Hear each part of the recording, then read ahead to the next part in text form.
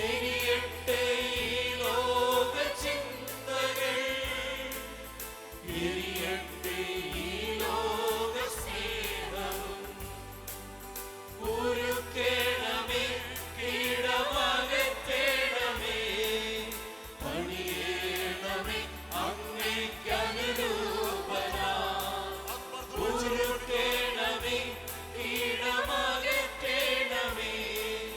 പണിയേണമേ അങ്ങേക്കനുരൂപനായി. തെളിയട്ടെ യേശുവിൻ രൂപം എന്നിൽ, വിളങ്ങട്ടെ യേശുവിൻ സ്നേഹം. തെളിയട്ടെ യേശുവിൻ രൂപം എന്നിൽ, വിളങ്ങട്ടെ യേശുവിൻ സ്നേഹം. പെരുകട്ടെ ദൈവത്തിൻ കൃപകൾ എന്നിൽ, ജ്വലിക്കട്ടെ ആത്മാവിൻ ശക്തി. പെരുകട്ടെ ദൈവത്തിൻ കൃപകൾ എന്നിൽ, ജ്വലിക്കട്ടെ ആത്മാവിൻ ശക്തി. ഉരുക്കേണമേ, കീടമകറ്റേണമേ, പണിയേണമേ അങ്ങേക്കനുരൂപനായി. ഉരുക്കേണമേ, കീടമകറ്റേണമേ, പണിയേണമേ അങ്ങേക്കനുരൂപനായി. ഉരുക്കേണമേ, കീടമകറ്റേണമേ, പണിയേണമേ അങ്ങേക്കനുരൂപനായി. ഉരുക്കേണമേ, കീടമകറ്റേണമേ, പണിയേണമേ അങ്ങേക്കനുരൂപനായി. ഉരുക്കേണമേ, കീടമകറ്റേണമേ, പണിയേണമേ അങ്ങേക്കനുരൂപനായി. കൊലോസ്യർക്ക് എഴുതിയ ലേഖനം 3-ാം അധ്യായത്തിന്റെ 19-ാമത്തെ വാക്യം. ഭർത്താക്കന്മാരെ, നിങ്ങളുടെ ഭാര്യമാരെ സ്നേഹിപ്പീൻ, അവരോട് കയ്പായിരിക്കുകയുമരുത്. ജീവവചനത്തിന്റെ പ്രഭാത ധ്യാന ചിന്തയിലേക്ക് എല്ലാ പ്രിയപ്പെട്ടവർക്കും സ്വാഗതം. കയ്പിനെ മറക്കണം എന്നൊരു വിഷയമാണ് നാം ചിന്തിക്കുന്നത്. കൂടപ്പിറപ്പുകളെ, ഇന്നത്തെ സന്ദേശം കയ്പിനെ മറക്കണം എന്നൊരു വിഷയത്തെ ആധാരമാക്കിയാണ്. വാക്യം കേട്ടപ്പോൾ ഭാര്യമാരോടോ ഭർത്താക്കന്മാരോടോ മാത്രമുള്ള ഒരു ഉപദേശമാണ്, ഒരു സന്ദേശമാണ് എന്ന് കരുതരുത്. ഈ വാക്യത്തിലെ അവരോട് കയ്പായിരിക്കുകയും അരുത് എന്ന വാക്ക് അടർത്തിയെടുത്ത് ഒരു ചിന്ത പങ്കുവെക്കാൻ താല്പര്യപ്പെടുകയാണ്. ആരോടും നാം കയ്പിന്റെ അനുഭവം വച്ചുകൊണ്ടിരിക്കുന്നവരാകരുത് എന്ന് ദൈവത്തിന്റെ വചനം നമ്മെ പഠിപ്പിക്കുന്നു. കയ്പായിരിക്കരുത് എന്ന ഉപദേശം നാം നിറവേറ്റണമെങ്കിൽ നാം ചിലതൊക്കെ മറക്കുവാൻ കഴിയുന്നവരാകണം. മറവി മനുഷ്യന്റെ കൂടപ്പിറപ്പിനെ പോലെ ആണെങ്കിലും കയ്പിന്റെ അനുഭവങ്ങൾ ഒന്നും പലർക്കും മാനസാന്തരപ്പെട്ടതിന് ശേഷവും മറക്കാനും പൊറുക്കുവാനും കഴിയുന്നില്ല എന്നുള്ളതാണ് യാഥാർത്ഥ്യം. മറക്കണമെങ്കിൽ ഉറച്ച ദൈവാശ്രയവും ദൈവഭയവും നമുക്കുണ്ടാകണം. എങ്കിൽ മാത്രമേ മറക്കുവാൻ കഴിയുള്ളൂ. ഒരു വിശ്വാസിയിലുള്ള ചില കയ്പിന്റെ അനുഭവങ്ങളെ എങ്ങനെ അതിജീവിക്കാൻ കഴിയുമെന്നത് നാം പഠിച്ചിട്ടുണ്ട്. കയ്പ് അനുഭവിക്കാത്തവരായി ഒരു വിശ്വാസിയും ഉണ്ടാകിയില്ല. ഏതെങ്കിലും ഒരു വ്യക്തിയിലോ, ആ വ്യക്തി ഭാര്യയാകാം, ഭർത്താവാകാം, അപ്പനാകാം, അമ്മയാകാം, മകനോ മകളോ ഒക്കെ ആകാം. ഒരുപക്ഷെ അമ്മായിയമ്മയോ അമ്മായിപ്പനോ മരുമകളോ മരുമകനോ നാത്തൂനോ അളിയനോ സ്നേഹിതന്മാരോ കൂടെ ജോലി ചെയ്യുന്ന വ്യക്തികളോ സഭാമൂപ്പന്മാരോ ഇടയന്മാരോ കൂട്ടുവിശ്വാസികളോ ഒക്കെ ആകാം. ഇപ്രകാരമുള്ള ഒരു വ്യക്തിയാലോ ഏതെങ്കിലും ഒരു സാഹചര്യത്തിനാലോ മറ്റൊരാൾ ചെയ്യുന്ന ഒരു പ്രവൃത്തിയാലോ ഒക്കെ നമ്മിൽ കയ്പിന്റെ അനുഭവം വ്യാപരിക്കാൻ സാധ്യതകൾ എപ്പോഴും ഉണ്ട് എന്ന് തിരിച്ചറിയണം. എന്നാൽ ആത്മാവിന്റെ വീണ്ടെടുപ്പ് നടന്നിരിക്കുന്ന, അത് അവകാശമാക്കിയിരിക്കുന്ന ഒരു വിശ്വാസി ഈ വിധത്തിലുള്ള കയ്പിനെ എന്നേക്കുമായി മറക്കുകയും അവരോട് ക്ഷമിച്ചെങ്കിലുമേ മതിയാകുകയുള്ളൂ.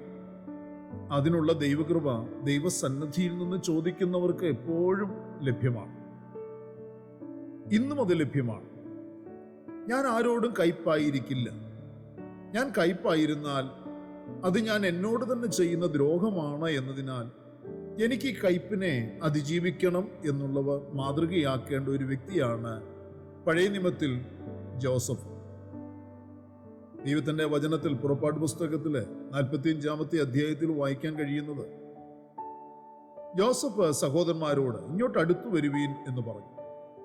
അവർ അടുത്തു വന്നപ്പോൾ അവൻ പറഞ്ഞത്, നിങ്ങൾ മിസ്രയീമിലേക്ക് വിറ്റുകളഞ്ഞ നിങ്ങളുടെ സഹോദരൻ യോസഫാകുന്നു ഞാൻ.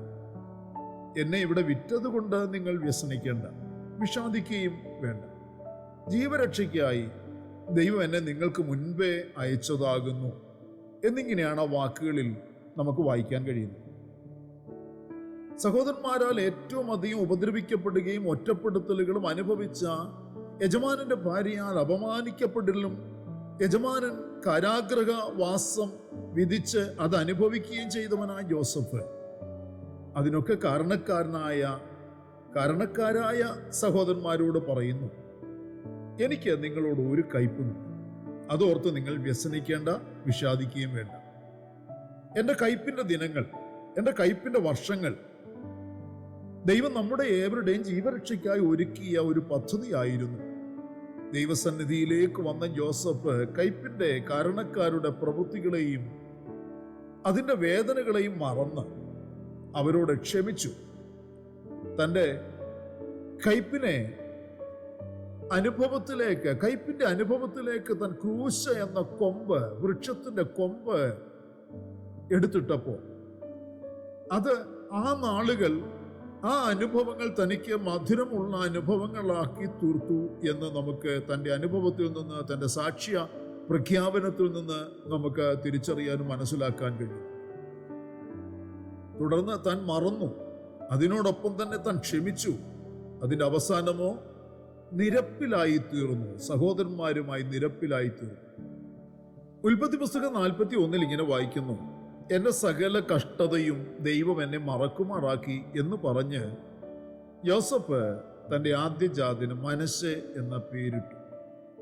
പ്രിയരെ, മറക്കേണ്ടതിനെ മറക്കണം എന്നുള്ള ഈ ദൈവിക താല്പര്യം നാം ഓരോരുത്തരും നമ്മോടുള്ള ബന്ധത്തിൽ തിരിച്ചറിഞ്ഞ് അത് നമ്മുടെ ജീവിതത്തിൽ പ്രാവർത്തികമാക്കണം. യോസഫ് തന്നെക്കുറിച്ചുള്ള ദൈവിക താല്പര്യം തിരിച്ചറിഞ്ഞ് താൻ അത് തൻ്റെ ജീവിതത്തിൽ പ്രാവർത്തികമാക്കി.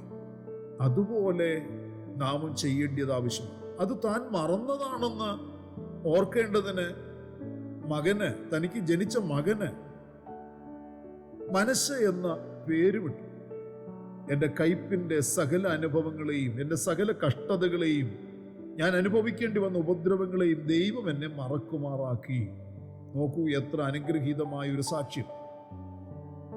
പ്രിയരെ, മറക്കുവാനുള്ള ദൈവിക ഉപദേശം ആത്മാവിൽ തിരിച്ചറിഞ്ഞവൻ അത് നിറവേറ്റി കഴിഞ്ഞപ്പോഴോ ദൈവം തന്നെ ഇരട്ടിയിൽ അധികമായി അനുഗ്രഹിക്കുവാൻ തുടങ്ങി. ദൈവം തന്നെ ഉയർത്തി എന്ന് തിരുവചനത്തിൽ നമ്മൾ വ്യക്തമായി ഗ്രഹിക്കാൻ നമുക്ക് കഴിയും. ആ അനുഗ്രഹങ്ങൾ അനുഭവിക്കുവാൻ ഇടയായപ്പോൾ തൻ്റെ രണ്ടാമത്തെ മകന് താൻ എഫ്രയീം എന്ന് പേരിട്ടു. എഫ്രയീം എന്ന പേരിൻ്റെ അർത്ഥം ഇരട്ടി ഫലം എന്ന് ഒരർത്ഥമുണ്ട്. സങ്കടദേശത്ത് ദൈവം എന്നെ വർദ്ധിപ്പിച്ചു എന്ന് പറഞ്ഞ് അവൻ രണ്ടാമത്തെ മകന് എഫ്രയീം എന്ന് പേരിട്ടു. ഉൽപ്പത്തി പുസ്തകം 41 അങ്ങനെയാണ് കാണുന്നത്. കയ്പിനെ മറക്കുക, കയ്പിച്ചവരോട് കയ്പായിരിക്കാതെ മറക്കേണ്ടത് മറക്കുക, പൊറുക്കേണ്ടത് പൊറുക്കുക, ക്ഷമിക്കുക. ഫലപ്രദമായ ഒരു വിശ്വാസ ജീവിതം, വിജയകരമായൊരു വിശ്വാസ ജീവിതം, സന്തോഷവും ആനന്ദവും നിറഞ്ഞൊരു വിശ്വാസ ജീവിതം നയിക്കുകയും ആത്മാവിൻ്റെ ഫലം പുറപ്പെടുവിക്കുകയും ചെയ്യുക. കൂടപ്പുറപ്പുകളെ, കയ്പിൻ്റെ മേൽ വിജയം നേടുകയും അത് ആസ്വദിക്കുകയും ചെയ്യുവാൻ ദൈവഭയമുള്ളവർക്ക് മാത്രമേ കഴിയുകയുള്ളൂ. അതിന് നാം ക്രൂശിന്റെ ചുവട്ടിലേക്ക് തന്നെ വരണം. നമുക്കവിടെ സ്വന്തമായ അവകാശവാദങ്ങൾ ഒന്നുമില്ല എന്ന് നാം തിരിച്ചറിയണം.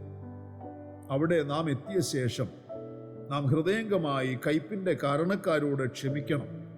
പിന്നീട് അവരോട് ക്ഷമിച്ചു എന്ന് പറയുകയും ക്ഷമ അങ്ങോട്ടും ചോദിക്കുകയും ചെയ്യുക. ഇത്രയുമായാൽ പിന്നെ അതെന്നേക്കുമായി മറന്നു കളയുക. യോസഫിനെ പോലെ മറന്നു കളയുവാൻ കഴിയുന്നില്ലെങ്കിൽ പ്രിയരെ, നാം യഥാർത്ഥമായി ക്ഷമിച്ചിട്ടില്ല എന്നും നാം തിരിച്ചറിയും. ആകിയാൽ ഈ വചനത്തിൻ്റെ ആഴം തിരിച്ചറിഞ്ഞു. ഈ വചനം നമ്മൾ എന്ത് ഉപദേശിച്ചു, ആ ഉപദേശം സന്തോഷത്തോടെ ഏറ്റെടുത്ത് അനുഗ്രഹമായി അനുഭവിച്ച ദൈവത്തെ പ്രസാദിപ്പിക്കാം. ഇന്ന് പകലിലും തുടർന്നുള്ള ജീവിത നാളുകളിലും എല്ലാ പ്രിയപ്പെട്ടവരെയും പരിശുദ്ധനായ കർത്താവ് സഹായിക്കട്ടെ. അതിനെ ആഗ്രഹിക്കുന്നവർ നമുക്ക് ഒരുമിച്ച് ചേർന്ന് പ്രാർത്ഥിക്കാം. കണ്ണുകളെ അടയ്ക്കാം. പരിശുദ്ധനായ ഞങ്ങളുടെ സ്വർഗീയ പിതാവേ, അനുഗ്രഹീതമായ നല്ല ദിവസം ഈ പ്രഭാതത്തിൽ ദൈവത്തിന് മാറ്റമില്ലാത്ത തിരുവചനം ശ്രദ്ധയോടെ കേട്ട് ധ്യാനിക്കുവാൻ ഞങ്ങൾക്ക് നൽകി തന്ന നല്ല അവസരത്തിനായി, നല്ല സമയത്തിനായി സ്തോത്രം.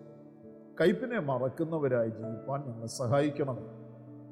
അതിൻ്റെതായ അനുഗ്രഹങ്ങൾ ഇരട്ടിയിലധികമായി അനുഗ്രഹിക്കപ്പെടുന്ന, ദൈവാനുഗ്രഹം പ്രാപിക്കുന്ന കർത്താവേ, അങ്ങയ്ക്ക് മഹത്വമുള്ള ജീവിതം നയിക്കുന്ന ഒരു സാക്ഷ്യ ജീവിതം, മാതൃകാ ജീവിതം നയിക്കുവാൻ ഞങ്ങൾക്ക് എല്ലാവർക്കും ഇടയാക്കണം. കർത്താവ് അതിനെ സഹായിക്കാൻ പരിശുദ്ധാത്മാവിനെ തന്നിരിക്കുന്നതിനാൽ നന്ദിയോടെ സ്തോത്രം. മഹത്വം അങ്ങയ്ക്ക്. ഇന്ന് പകലിൽ ചില പ്രത്യേകമായ വിടുതലുകൾ ആഗ്രഹിച്ച് പ്രാർത്ഥിക്കുന്നവർക്ക് അത് കൽപ്പിക്കണേ, അത് അവർക്ക് കയ്യിൽ കൊടുക്കണമേ കർത്താവ്. മഹത്വം അങ്ങയ്ക്ക്. യേശുവിന്റെ നാമത്തിൽ തന്നെ ആമേൻ. പ്രിയ വചനങ്ങളാൽ പരിശുദ്ധനായ കർത്താവ് എല്ലാവരെയും അനുഗ്രഹിക്കട്ടെ. നമ്മുടെ വാഴ്ചപ്പെട്ട കർത്താവിന്റെ വരവ് അടുത്തിരിക്കുന്നതിനാൽ അവന്റെ വരവിന് വേണ്ടി നമുക്ക് ഒരുങ്ങി കാത്തിരിക്കാം. മാറാനാഥ.